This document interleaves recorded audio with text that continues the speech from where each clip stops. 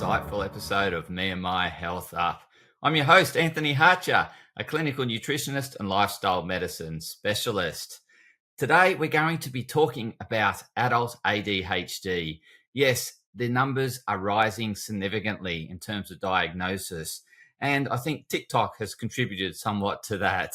So we're going to be talking about what is ADHD, and what is some of the medical side of things in terms of what they can do around prescription drugs. So we're going to talk about those drugs, what they do, how they work. We're going to talk about the side effects of those drugs. And I'm going to, of course, share and empower and enlighten you with alternatives to the drugs so that you don't have to feel disempowered by taking the drug if you're being diagnosed or if you think you have ADHD. And I've got a way out in terms of how to stop ADHD. And in terms of my background as a kid, all the teachers were telling my parents that I had ADHD.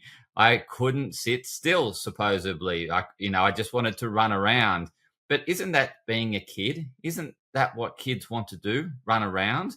So isn't it more a symptom of the system, and the system is letting us down in terms of trying to get kids to be still? Isn't that just crazy and ludicrous when kids have boundless energy and they're totally present and they just want to embrace life, yet they're told to sit down with their back straight and their legs folded and their hands on their knees? It is just absolutely ridiculous. And I'm so grateful to my parents that they declined to believe or even entertain the idea that I had ADHD as a kid. So yes, I've been there. I've done that. I know what it's like not being able to focus on things. And even as an adult, I certainly experience this on a regular basis when someone wants to talk about golf or someone wants to talk about soccer or Taylor Swift. I don't have any interest in these subjects. So of course, I'm going to be easily distracted. Of course, I'm going to look around and see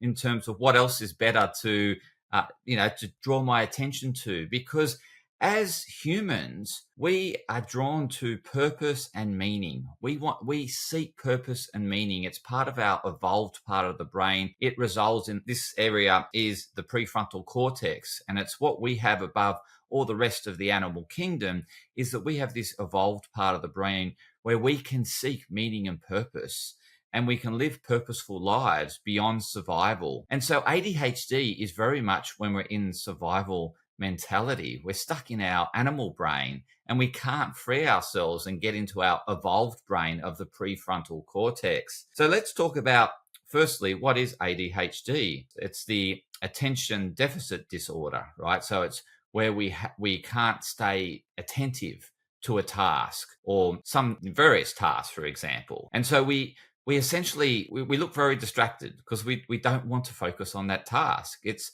essentially the area we procrastinate on, or we hesitate to do, or we put off, or we get frustrated when we do it. So these are the tasks, and you could probably think of the tasks that make you feel that you have ADHD. Attention hyperactive disorder. So, it's within us to feel that way when we no longer feel that what we're doing has meaning to us. So if I'm doing like a conversation on golf, I'm not interested in golf. It has no purpose in my life. I have no desire to be a golfer or to play golf. But I love rugby league, for example. I'm happy to talk about rugby league, and you'll have my attention surplus order when you bring up the topic of rugby league. Or if you happen to get on the subject of health, you won't be able to shut me up. And so I've got attention surplus order in these areas that I value most. And so it's very often that all of us will experience this attention deficit disorder when we focus on things that are low priority to us, that are not important to us.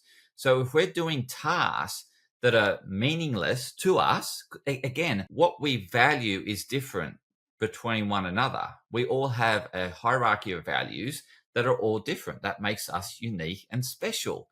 And so we want to be living by what's most important to us, and we'll have a constant attention surplus order to it. For example, this podcast where I'm sharing health information, I have no challenge. It's probably a bit of a challenge in terms of finding, but I find the time to do it, right? It's not as if I procrastinate on doing podcast episode. I enjoy doing them. I get huge amounts and immense satisfaction from doing them. I'm not driven by the numbers, but I'm driven by sharing information and empowering those that are listening to the episode. And I do have downloads so that people are listening to this episode. And I appreciate you listening to this episode because it gives me meaning to doing my podcast. And I continue to do it because my mission is to enhance and enlighten the well-being of others. And this is a medium by which I can live that mission. And when I stay on mission, I'm living by meaning. I have attention surplus order. So I've got no distractions when doing this podcast. You can probably see that I can stare at the camera for this whole entire length of this podcast and barely look away from the camera. I'm looking at you because you're important to me and I want to enhance and enlighten your well-being through this information. So when I'm focused on tasks that are meaningful to me, I can spend hours doing them. I could do a whole day of researching and writing down my understanding so that I can share it with you. And that I don't have any distractions on those days because I'm doing tasks that are fulfilling to me, that are really meaningful to me. And there's nothing that's going to distract me.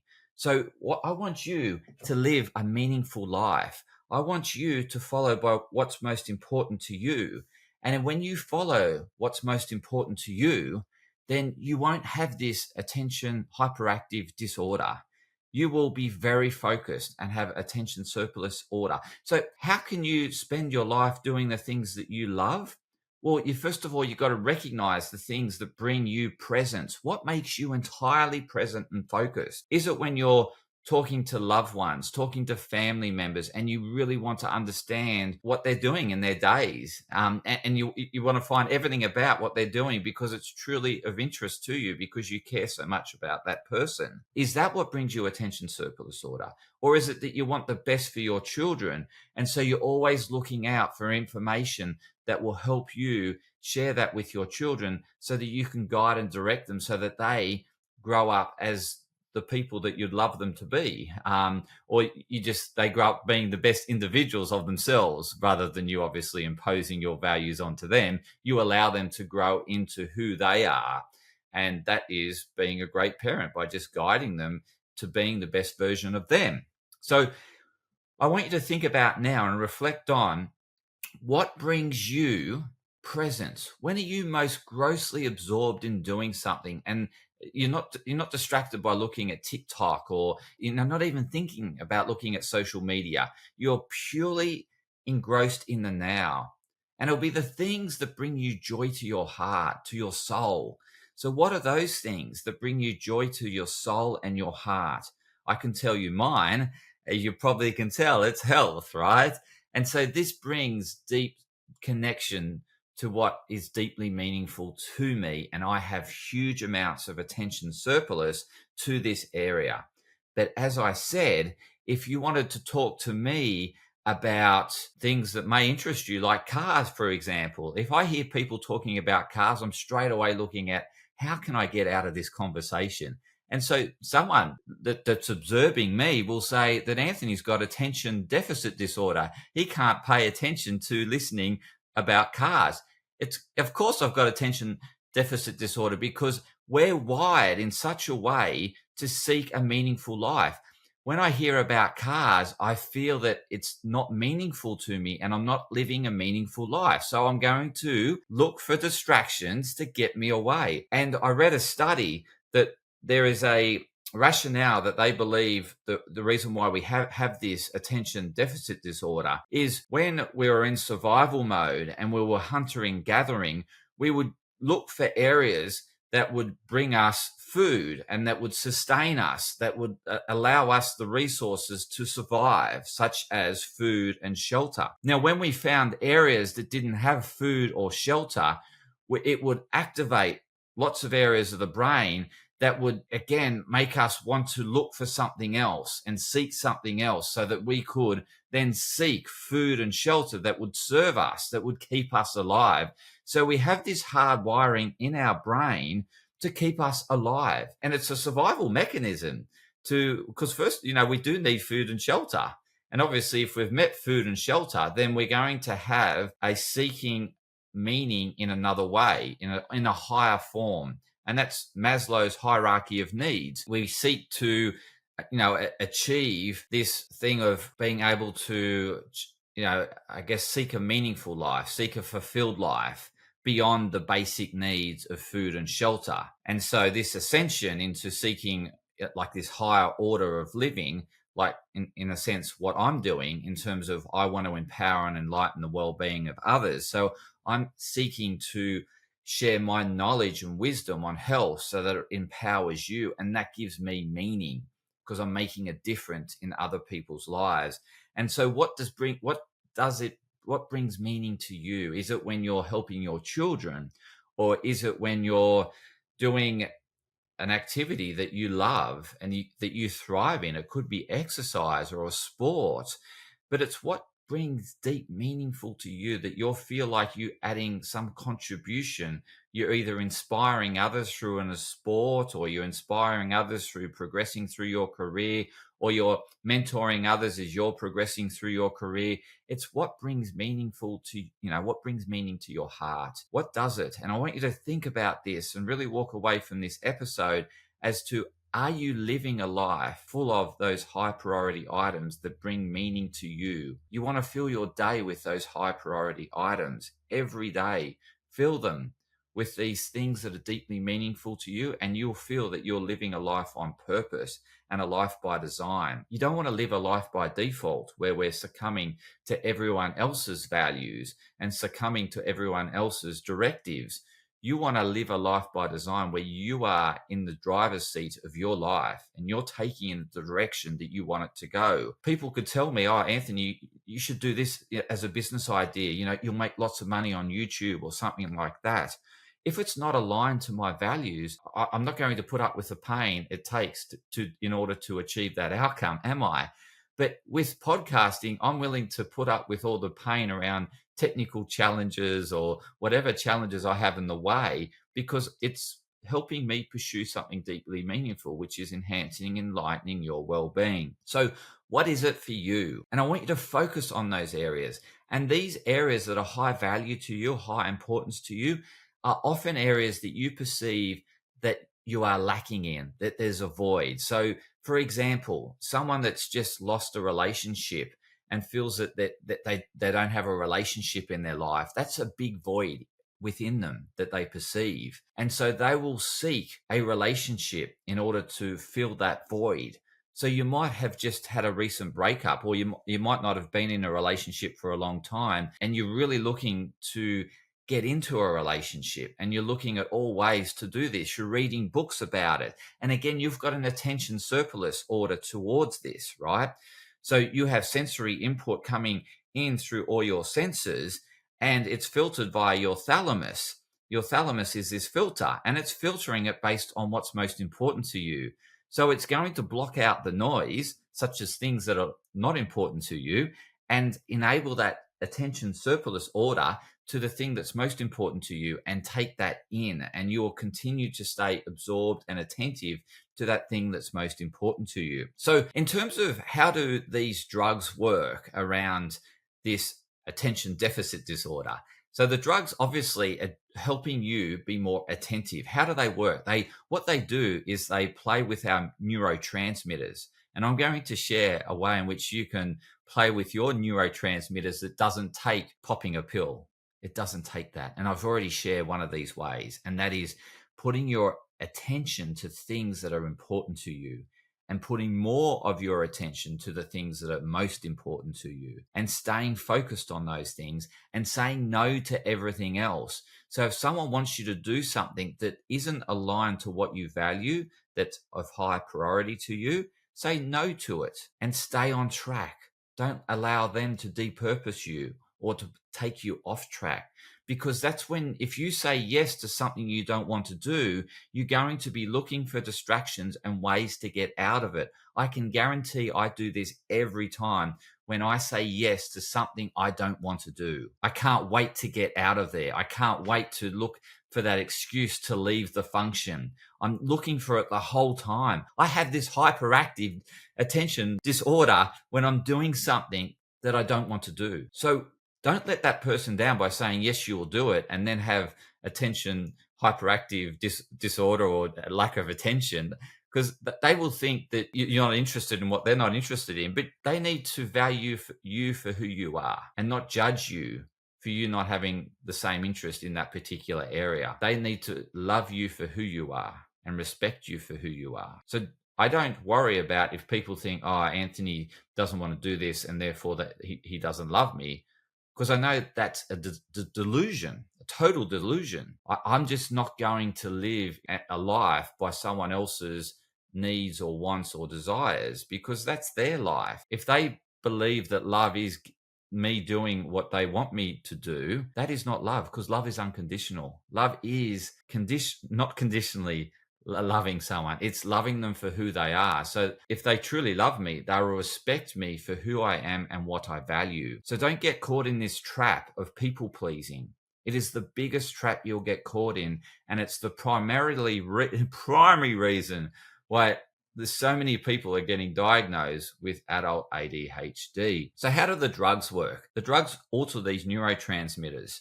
They alter the neurotransmitter dopamine. So dopamine is associated with reward, recognition, pleasure, and attention. And so dopamine is very much connected to the things that we value most, right? So if you're doing things of low value, your dopamine is going to drop down. What the drug does, Ritalin, so Ritalin's methylphenidate, I think, methylphenidate, or something like that. That's what the official drug is. But what it does is it alters the dopamine by keeping it in the synapse between the neurotransmitters and keeping it acting that synapse between the neurotransmitters, so that you can fool the brain into thinking that what you're doing, that meaningless task, is good and awesome. But you can do this yourself. And let me share a way in which you can do this yourself. So what Ritalin does is keep that dopamine in the synapses. So those neurotransmitters keep firing, and you think, oh yeah, I'm living a meaningful life. But in actual fact, you're doing something that depurposes you, and it's only the drug that's keeping you focused on that task, because it's keeping the dopamine between the synapse. And it also does this with norepinephrine. So norepinephrine is associated with that adrenal side of things. It gets that adrenaline going. And when our adrenaline's going, we get razor sharp focused on getting away from something or seeking something, right? So the noradrenaline is very much associated with pain and pleasure. So we really want something, which is the prey, or we really don't want something, and that's to get away or avoid pain, which is the predator. And so this norepinephrine is very associated with this pain and pleasure. By keeping it in the synapses, and this is what these Ritalin does, is that it keeps it firing, keeps those neural connections firing, and keeps the adrenaline pumping around you, and keeps you chasing something that's not meaningful to you. So why would you want to chase something that's not meaningful to you? For me, it's purposeless. It's insane, actually. It's totally insane. And so the side effects of these drugs are associated with excessive amounts of these neurotransmitters residing in the synapses between these neurons, and they just keep firing. And so you've got this norepinephrine that keeps firing. And so you keep running away from something, but in this case, you run towards something you don't want, which is insane. So you're running towards pleasure, right? Supposedly it's pleasure. It's a delusion. And so it's keeping you, and so some of the side effects are that you'll get sweaty, or you'll feel your heart palpate, because it's driving your adrenals. It's driving you towards this something you don't want, or potentially it's trying to keep you away from pain, but mostly it's driving you towards something you don't want to do, right? So as I said, if you say no, that's the same as this drug in essence, because By you saying no to something you don't want to do, it enables the space for you to do what you want to do, and you will have a natural connection towards that. You will keep dopamine in that synapses whilst you're doing that activity because it's fulfilling. But when you're not doing the activity, the body will get to homeostasis again. But if you keep doing that activity, again, the dopamine is going to remain at a level that's, I guess, satiable for you, that you feel fulfilled. And same with the norepinephrine. Well, that won't be so pushed as hard. Like the norepinephrine, like I'm driven towards this, but I don't need my adrenals running towards this just because I've got this magnetic pull towards you and empowering you. I don't need the adrenals to do that. So my heart's not palpating fast or anything. I've just got a nice amount of dopamine, a healthy amount of dopamine, not excessive amounts of dopamine sitting between the synapses, but just enough to keep them firing, to keep me say, yes, I'm on purpose. I'm living a purposeful life. And so you don't need drugs to do these things. You can do them by just saying no to things that you don't want to do that are not meaningful to you, and by saying yes more often to the things that are meaningful to you. It's so simple. Get in a habit of saying no to things that you don't want to do. That's the number one thing. And it's the number one thing that will bring you freedom, because it's the freedom, that ability to choose what you want to do. And that's to say yes to what's most important to you. That's saying yes to your heart, yes to your soul, and yes to a meaningful life. And this is when you are most resilient, is when you're living and fulfilling a meaningful life. Again, if you're depurposing and doing things of low value, then you're going to feel rudderless. You're going to feel that you have no direction.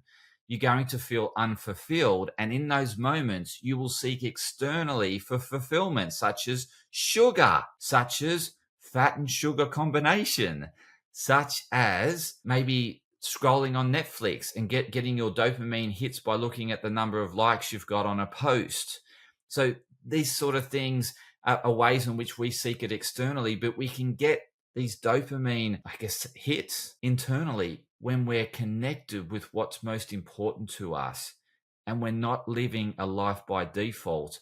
And that life by default is living someone else's life, trying to copy someone else, trying to be someone else. Be you. Be you is the number one takeaway from this podcast episode. And you will have attention surplus order, and you will feel fulfilled within, and you won't need any fulfillment externally.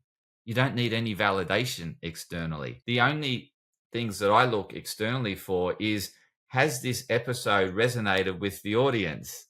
And so I sort of seek some feedback in that, because I want to deliver value to you. I just don't want to be talking to myself, right? I want to be talking to you and adding value to you. That's why I always ask for feedback, and I'm seeking feedback just to understand, is this adding value to you? Have you got value from this episode? If you have, I'm going to do more of it. If you haven't, I won't go into those topics again. So I know this is well researched. It's well Googled at the moment, is adult ADHD. I know TikTok, there's certain TikToks that are going viral in terms of how to diagnose whether you have ADHD. Well, I'll have all the ADHD symptoms when someone starts talking about golf, or they start talking about Taylor Swift, or they start talking about these things that I'm not interested in, such as cars. So I will exhibit all those symptoms, because it's depurposing me. My dopamine's dropping. When my dopamine drops, I'm going to look for something more fulfilling. It's like our primitive wiring. When we got to an area that had no food, we had this ADHD. We're thinking, if I don't leave this area, I'm going to die. So it's a survival mechanism. It's hardwiring within us so that we seek fulfillment in terms of nourishment, shelter, and then beyond that, we're seeking that actualization that Maslow talks about in his pyramid, his hierarchy of needs. I seek actualization in terms of doing this for you. That's how I get ultimate fulfillment, because I've got my basic needs met. I'm no longer hunting and gathering for food. In actual fact, my challenge today is to eat less, because we have so much abundance of food around us that we can eat all the time, and we can get hunger cues all the time because we see food. So what I'm doing now is looking for ways in which I can eat less. How do I run a calorie deficit? How do I calorie restrict? How do I do intermittent fasting? Because I know this is going to give me more energy. I know constantly fueling my body and flooding my system is creating this demand or over demand or just putting this strain on my system. And I know that I'll be able to focus more when I've got less fuel in the system and it can run more efficiently. When I flood my body with fuel, it gets overwhelmed and it overshoots and it puts out too much insulin. Then I get fatigued and whatever. What I found is if I eat less, I have a much more steady energy. And so, yes, I've gone on a bit of a tangent here, but what I want to share with you is we are hardwired to have attention deficit disorder when we're doing things that are not meaningful to us. So if you have the symptoms, signs and symptoms of attention deficit disorder, it means that you're doing things of low priority. You aren't doing or living a life that by design of things that are most meaningful to you. And as I said, you can find these things of meaning by looking at the things that bring you presence, that bring you focus. When are you most focused? What are you doing when you're most focused? When aren't you distracted? What are you doing? Do more of that. That's the area that brings you meaning. That area is elevating your dopamine and not allowing it to plummet to levels that you're now questioning whether you're going to survive because you're depurposing so much. And we are human beings that seek meaning and purpose in everything we do. That's why we always ask, why? Why has this happened to me? Because we're seeking for the meaning and purpose behind what's happened. So let's get back to what you can do about it. I've shared a lot. So you want to make sure that you're doing and the things that you value most, saying no to anything else. And if you need to do something or something needs to get done, you don't like doing it, then delegate it to someone that loves doing it because it gives them fulfillment in doing that task and it won't drop your dopamine and you won't lose focus by delegating something that someone else loves that you don't. So you can do it through delegation. You can do it through abstaining and saying, no, I'm not interested, and being upfront about it.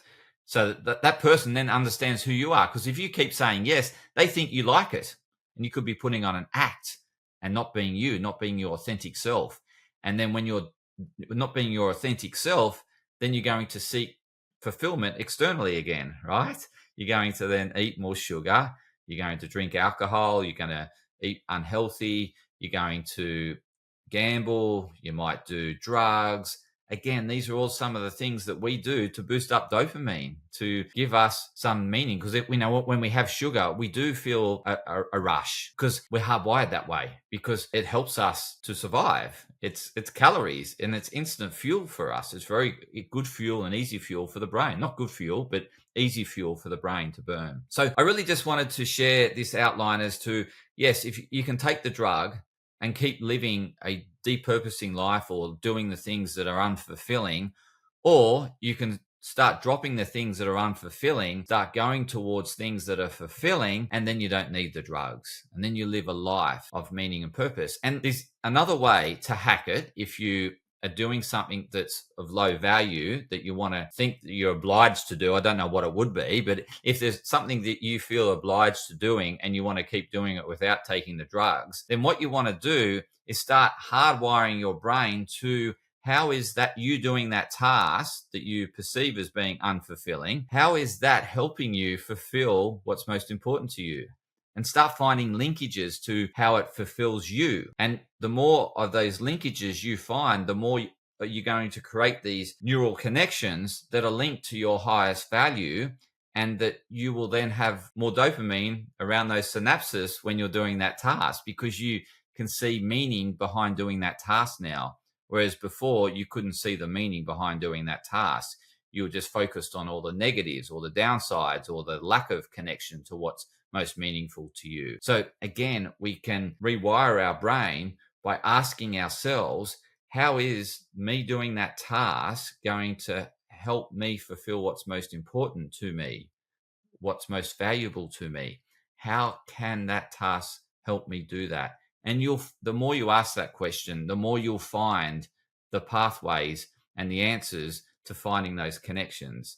And so you can actually, for a period of time, again, it's only going to work for a period of time, because ultimately you want to be working towards what's most meaningful to you. Like, this is, again, a Band-Aid without taking the drug, ultimately, because they're not going to be really strong connections, but there'll be enough connections so that you can endure it and you don't need to seek external pleasures that aren't going to be supporting you long term in terms of health. What I mentioned was bad food and drugs and those sort of things, addictions and those sort of things. And they're the things that we're going to be doing when our dopamine hits rock bottom, because we're doing tasks that are unfulfilling to us. So I hope that really helps you around putting this ADHD in perspective and not thinking that there's something wrong with you. It's just feedback to you that what you're doing is low value. So that's all ADHD is telling you, is that you're doing a whole lot of tasks in your life that are not important to you. And the ADHD is telling you need to now switch your focus to start living the life that you want to live by doing the tasks that are meaningful to you, that are important to you. If you do those priorities, you will then get this attention surplus order. So you will have surplus order in your life. You'll have so much focus, so much attention in that area that's most meaningful to you, or areas that are most meaningful to you. So I suggest you look into this and start applying it by looking at what is most fulfilling to you. How can you spread that into your days, weeks, months, and years, and keep applying that? And it will keep that dopamine elevated, and you won't need to take Ritalin. And I want you to start practicing saying no to the things that you don't value. If you want further help in this area, I can really help you in this area. So if you have a diagnosis of ADHD and you don't want the medication, you don't want the side effects of the medication, and you want help in terms of getting focused again, I can help you in this area. So please reach out to me and I can support you in living a meaningful life, and a life by design, not a life by default. I hope you enjoyed this episode of Me and My Health Up. I really had attention surplus order in sharing this information with you, and I hope it gave you huge amounts of value. Please give me any feedback if you've got any feedback as to what you'd like to know more about. I'm happy to share that. In the meantime, continue to health up, and if you need help, you can reach out to me. I'd be happy to assist. Take care.